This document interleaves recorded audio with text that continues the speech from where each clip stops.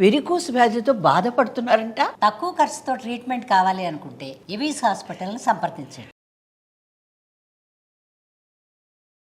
నమస్తే రమ్మగారు. నమస్తే జయ. ఏదైనా ఒక మంచి స్టోరీ చెప్తారండి? పూర్వం అంట కాశీనగరానికి దగ్గరలో కుమారభూతి అని ఒక ఆయన ఉండేవాడట. ఈయనకి లేక లేక ఒక కుమారుడు కలిగాడు. దేవభూతి అని పెట్టారు. ఈ దేవభూతి భలే అద్భుతమైన చదవరట.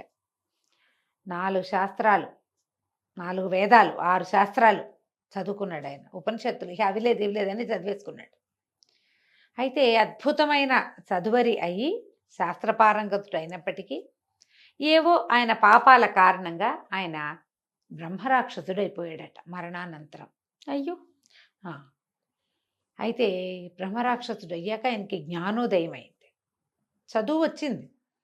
అయితే ఈ కాశీనగరానికి వెలుపల ఉన్న అడవిలో ఒక పెద్ద రావి చెట్టు మీద నివాసం ఉండేవాడు.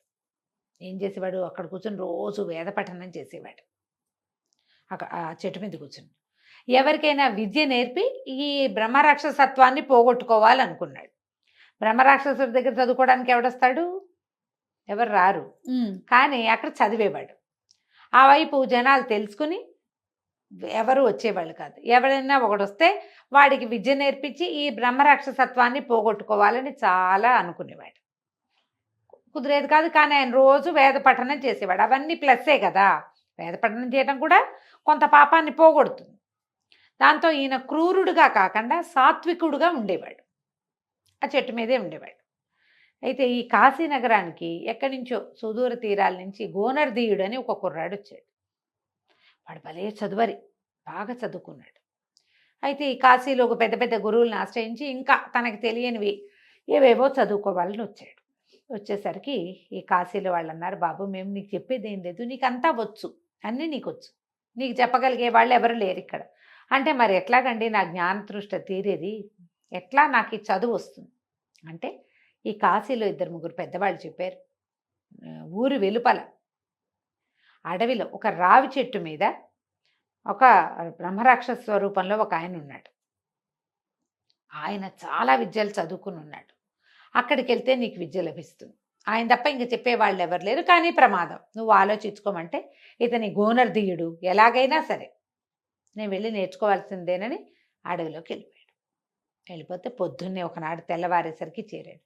ఆయన పెద్ద గొంతుతో వేద పఠనం చేస్తున్నాడు. కుర్రాడు కూడా ఆ చెట్టుకి యువతలు కూర్చుని తను కూడా చదవటం మొదలుపెట్టేసరికి ఆయన ఆశ్చర్యపోయాడు. దేవభూతి ఏమిటా శబ్దం వస్తుందా? కిందకి వెళ్ళి చూస్తే కుర్రాడు కనిపించాడు. ఎవడెవరా నువ్వు, నాతో పాటు చదువుతున్నావని హుంకరించాడు.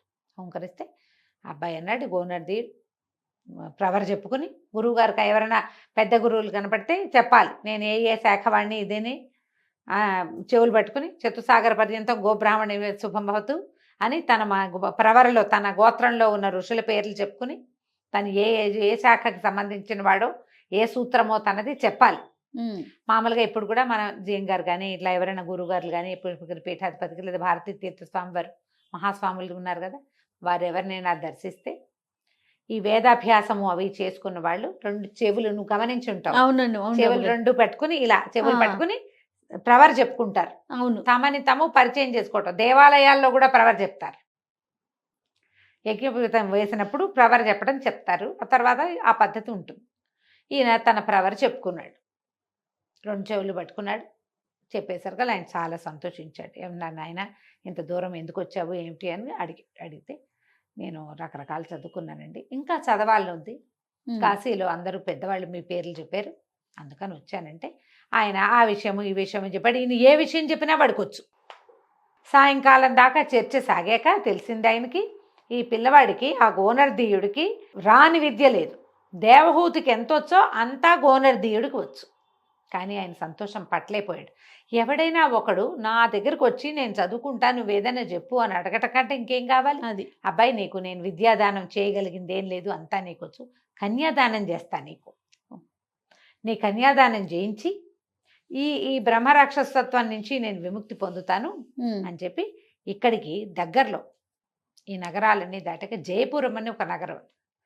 ఆ రాజుకి ఒక కుమార్తె ఉంది, సౌందర్యవతి, వివాహ యోగ్యమైన వయసులో ఉంది. నేను పోయి ఆ అమ్మాయిని పట్టుకుంటా, నువ్వు నేనంటే క్షణాల్లో వెళ్ళిపోతా, నువ్వు 4 రోజులు ప్రయాణం చేసి రావాలి. ఓకే. ప్రయాణం చేసి రా, నా దగ్గరకు వచ్చి నీ ప్రవర చెప్పుకో, నేను ఆ అమ్మాయిని వదిలిపెట్టేస్తా. ఉమ్. ఆ పిల్లని నీకు ఇచ్చి పెళ్లి చేస్తారు. నేను పట్టిన పిల్ల నా పిల్ల. ఆ అమ్మాయి నీకు వివాహానికి కనుక ఇస్తే ఆ కన్యాదానం నేను చేసినట్టు. ఉహుం. నాకు విముక్తి లభిస్తుంది. నువ్వేమో చక్కటి చోట సెటిల్ అవుతావు. నీకు నేను చేయగలిగేది అదేరా నాయన అని చెప్పాడు. బాగుందిగా. సరే సరేనన్నాడు. దేవహూతి గారు వెళ్ళిపోయాడు. ఆ జయపురం మహారాజుకి మదయంతి అనే పేరున్న మహాద్భుత సౌందర్యవతి అయిన పిల్ల మదయంతి. మదయంతి. బాగుంది కదా, చాలా. దమయంతి లాగా ఆ, ఉంది. అదే అదే. ఆ. అయితే ఈ మదయంతికి పెళ్లి సంబంధాలు చూడడం మొదలుపెట్టారు. రకరకాల యువరాజులు రాజకుమారుల చిత్రపటాలు వచ్చినాయి. చిత్రపటాలు చూడడానికి యువరాణిని పిలిపించారు. ఆ పిలిచిన క్షణంలో ఈ పిల్ల మీద బ్రహ్మరాక్షసుడు ఆవేశించాడు. ఈ అమ్మాయి ఆ చిత్రపటాలన్నీ విసిరేసింది, చింపేసింది. దగ్గరకు వచ్చిన వాళ్ళని తలా ఒక గుద్దుకి చంపేసింది. అక్కడి నుంచి చెలికత్తల్ని ఎత్తి విసిరి కొట్టేసింది. అయ్యో. మొత్తం భవనం అంతా భీభత్సం చేసి పారేసేసి ఉమ్. లబోదిబోమన్నారు రాజు మంత్రి అందరూ. ఏం చేయాలో తెలీదు. వాళ్ళని వీళ్ళని పిలిచారు. కార్తాంతికులను పిలిస్తే సమయం బాగుండలేదు, కానీ మంచి సమయమేగానే కనపడుతోంది. రెండున్నాయి లక్షణాలు. ఇక నానా గందరగోళంగానూ ఉంది. ఆ ఊరంతా చెప్పుకుంటున్నారు. పెళ్లి చేద్దామంటే పిల్లకి దయ్యం పట్టింది. ఓహో. పిల్లకి పట్టింది ఏమిటో తెలియదు. అయితే 2-3 వచ్చినప్పుడు బ్రహ్మరాక్షస మంత్రాలకి పిల్ల ప్రవర్తనలో తేడా వచ్చింది. అంటే ఎవరో బ్రహ్మరాక్షసుడు పట్టాడు. దీన్ని పోగొట్టడం ఎలా? బయటంతా ఇదేశారు, చాటింపు వేయించారు. మదయంతికి పట్టినటువంటి ఈ గ్రహపీడ నుంచి తొలగించే వాళ్ళు ఎవరైనా ఉంటే వారిని, పురుషులైతే యోగ్యమైన వయసు ఉంటే అమ్మాయిని ఇచ్చి వివాహం చేస్తాం, లేదా రాజ్యంలో కొంత భాగం ఇస్తాం అని చాటింపేశారు. బ్రాహ్మలు వాళ్ళు వీళ్ళు కొంతమంది ఇలాంటివి చేయగలిగే వాళ్ళు వచ్చారు. అవల దిగే ఉద్దేశంలో లేడు. సరే ఏమైంది, ఈ 4-5-6 రోజులు గడిచేసరికి మనవాడి గోనర్ దియుడు వెళ్ళాడు. వెళ్ళి అడిగాడు, నన్ను మహారాజు దగ్గరికి తీసుకెళ్ళండి, అమ్మాయికి ఏదో గ్రహబాధ ఉందని వార్తలు వస్తే నేను విని వచ్చాను, నేను చేయగలను అని. చేయగలనంటే ఈ లోపలికి తీసుకుపోయారు. అది అక్కడ ఉన్న వాళ్ళంతా అన్నారు, వీడు చూస్తే ముక్కుపచ్చలారని కుర్రాడు, 25 ఏళ్ళు కూడా లేవు, చదువుకున్న వాడలే ఉన్నాడు. ఆ అమ్మాయి ఎదురుగుండా వెళ్ళిన వాళ్ళని ఎత్తి విసిరి కొట్టి నేలగేసి కొట్టేస్తుంది, చచ్చిపోతావురా నాయన అంటే, కాదండి నాకు లొంగేది ఏదో నాకు తెలుసు, వివాహం ఉద్దేశం కాదు, ఆయన ఈ పట్టిన వాడిని వదిలించడమే నా ఉద్దేశం. లోపలికి వెళ్ళి దండం పెట్టేసరికల్ అమ్మని గడు హుంకరిచ్చి గుడ్లు రూతుంది రాజకుమార్తె. అప్పుడు ఈయన సంస్కృతంలో వాక్యంలో శ్లోకంలో ఒక ఇది చెప్పాడు, అయ్యా కన్యాదానం చేస్తానన్నావు మహానుభావ దేవభూతి, నీ శిష్యుడైన గోనర్దీయుణ్ణి నేను, నీతోటి దానం పుచ్చుకోవడానికి వచ్చాను అని చెప్పాడు. చెప్పేసరికి వెంటనే అర్థమైపోయింది ఆయనకి. అమ్మాయిని వదిలిపెట్టేశాడు. వదిలేసేస్తే రాజకుమార్తె కింద పడిపోయింది. ఈయన పోయి దేవహూతి అక్కడున్న ఒక పటంలో చేరిపోయాడట. వివాహం అయ్యేదాకా ఆయనకి విముక్తి లేదు. ఈ కింద పడిపోయింది పెళ్లి రాజకుమార్తె లేచి కూర్చుంది, అమాయకంగా చూస్తుంది అటు ఇటు. ఏం జరిగింది? అటు ఇటు బయట కింద ఉన్న వాళ్ళంతా అమ్మో పిల్ల మామూలు అయిపోయింది కేకలు పెట్టారు. కొంతమంది దాసీలు వాళ్ళు వీళ్ళు వచ్చి ఏమిటి లేవనెత్తి, అంత పెద్ద ఆవేశం వచ్చిన మనుషులు ఎలా అయితే దిగనాసిలిపోయి వీక్గా అయిపోతారు. బోళ్ళని సకలోపచారాలు స్వేచ్ఛోపచారాలు చేసి అమ్మాయికి తినడానికి తాగడానికి ఇచ్చి సరే కాస్త శాంతం చేసి ఎట్లా కొట్లా సరి చేశారు. రాజుగారు ఆశ్చర్యపోయాడు, మళ్ళీ వాడు నాయన ఎవరు నువ్వు ఏమిటంటే, నేను ఫలానా వాడిని ఫలానా శాఖ గోనర్దీయుడు, క్షత్రియ కన్యని బ్రాహ్మలు వివాహం చేసుకోవటం ఉన్నది ఆ రోజుల్లో. మరి లెక్క ప్రకారం వీళ్ళు ఏం చెప్పింది ఏమిటి, యోగ్యమైన వయసు ఉంటే వివాహం చేస్తా ఉన్నారు కదా. పిల్లకి 18 ఏళ్ళు 17 ఏళ్ళు ఉన్నాయి, ఇతను 25 ఏళ్ళు లోపు. యువకుడు బాగున్నాడు, పైగా చదువుకున్నాడు, ఇంత పని చేశాడు. ఇక్కడ ఉన్న పెద్ద పెద్ద వాళ్ళ వల్ల కాలేదు, దాంతో వివాహాన్ని నిశ్చయం చేశారు. వాళ్ళకి కళ్యాణం అయిపోయిన తర్వాత వివాహం ఎప్పుడైతే కన్యాదానం జరిగిందో ఆ పటం డామ్ అని పగిలిపోయిందట. ఆయన ఆ పటంలో నుంచి ఆయన వెళ్ళిపోయాడు బయట. తర్వాత ఎప్పుడు కూడా కాశీనగరం చుట్టుపక్కల ఉన్న రావి చెట్ల మీద నుంచి వేద పఠనం వినపడలా. ఈయన అక్కడి నుంచి వెళ్ళిపోయాడు అనమాట. ఆయనకి విముక్తి లభించింది. ఎప్పుడు కూడా ఎంత చదువుకున్నా పాపకార్యాలు చేస్తే మన చదువు మనని రక్షిస్తుందని అనుకోకూడదు. చదివే పాపం కర్మే, పాపకర్మలుగానే ఉంటాయి. చెయ్యకూడదు.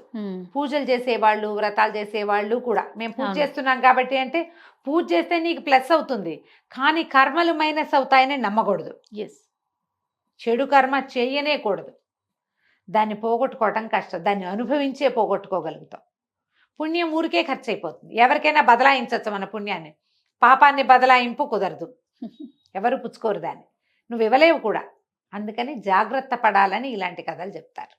అద్భుతంగా ఉందండి. నమస్తే. నమస్తే జయ.